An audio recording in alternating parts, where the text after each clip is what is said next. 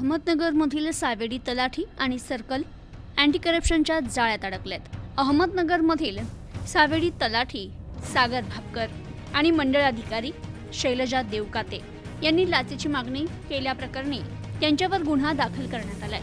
यातील तक्रारदार आणि त्यांचे नातेवाईक यांच्या संयुक्त नावे सावेडी अहमदनगर येथे 18,000 चौरस फूटचा प्लॉट आहे। त्याचे अहमदनगर महानगरपालिका यांच्याकडील शासकीय रेखांकन करून संबंधित प्लॉटचं बांधकाम करण्याकरिता 22 स्वतंत्र उपविभागणी केलेली आहे। लोकसेवक भापकर तलाठी सजा सावेडी यांनी पंचासमक्ष तक्रारदार यांच्याकडे त्यांच्या 22 प्लॉटच्या फेरफार नोंदी ऑनलाईन अपलोड केल्याच्या मोबदल्यात 44,000 रुपये लाचेची मागणी करत तडजोडांती 40,000 रुपये लाच रक्कम स्वीकारण्याची तयारी दर्शवली।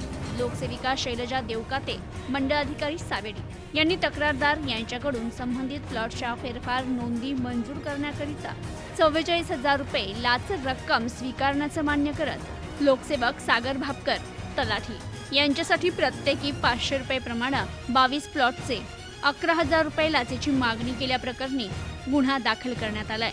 19 मार्च 2024 रोजी ही लाच मागितल्याचा प्रकार घडला होता।